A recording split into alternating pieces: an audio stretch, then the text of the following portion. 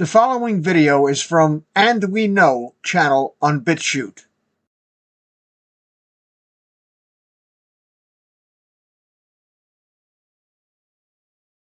And so you're going to hear an amazing description of how all of these votes seem to be playing out. There's two things to keep in mind, says Ultra Peppy Lives Matter. Hillary and Bill Clinton both posted a change of batter comms not long ago in succession.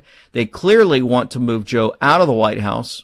And the other thing, the other type of truth, Trump predicted that Biden would be haunted by the 25th Amendment. Seems like Trump is always right, folks. Seems like he always knows just how this is all going to play out. And I thought this was an amazing clip, a little bit longer clip than we're used to, but it definitely is interesting to listen to as we hear how all this voting junk plays out. Here is a scenario.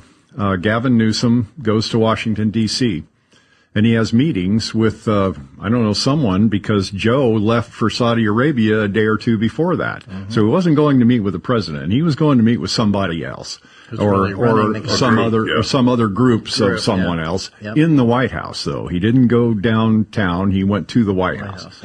So let me just postulate this theory. And once again, believe it or don't, it's just a random thought that I have, but it is probable.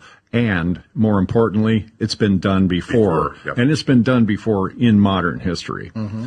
Gavin goes to the White House. Joe and Camilla both have to know they're not going to be reelected.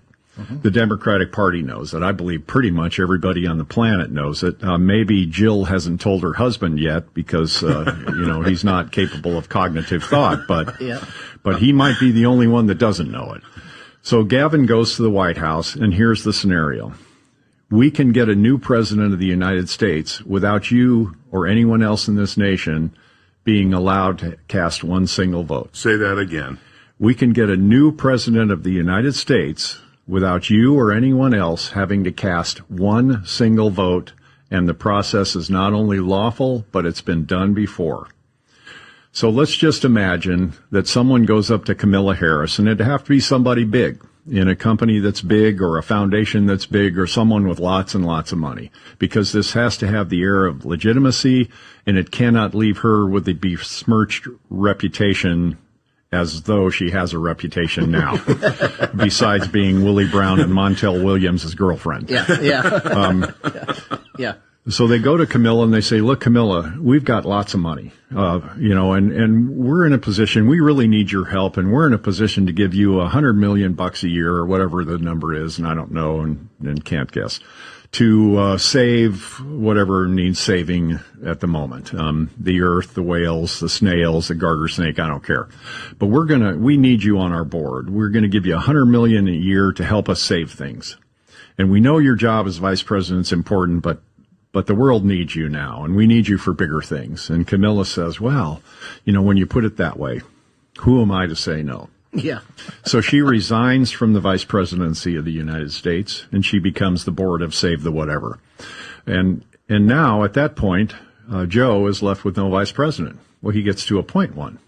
And so he appoints Gavin Newsom, which is, I think, in my opinion, the only Democrat that not everybody on the planet hates.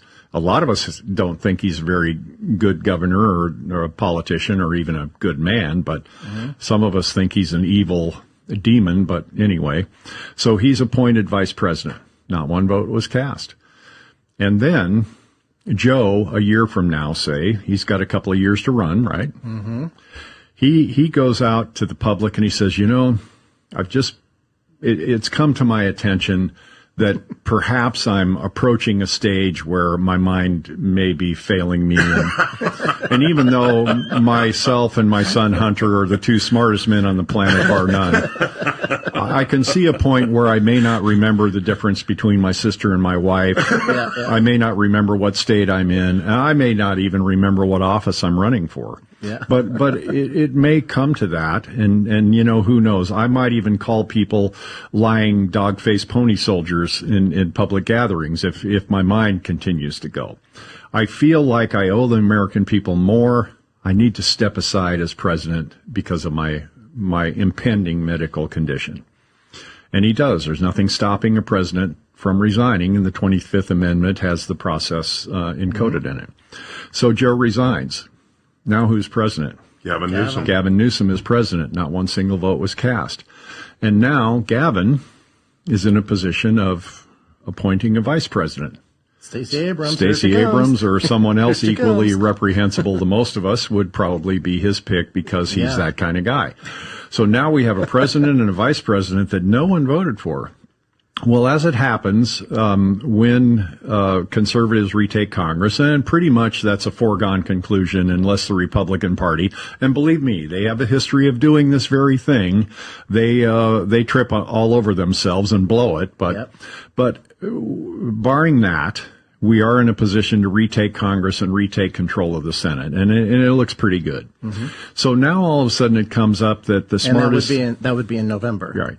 When now it comes up that the smartest two men in the world have had some shady financial dealings, and they may not only face indictment, but they may face some serious prison time.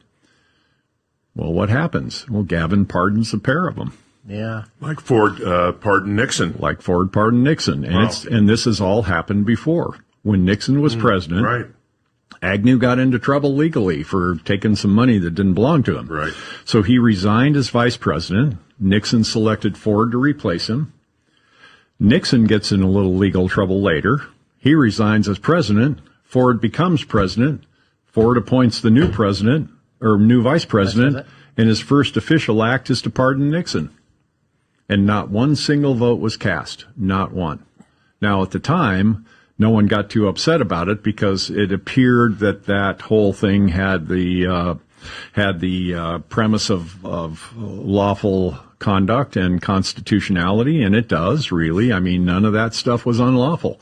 You may not like it or you may have liked it, but none of that was unconstitutional and none of it was unlawful. And what has been done can be done. And don't think someone isn't thinking about it.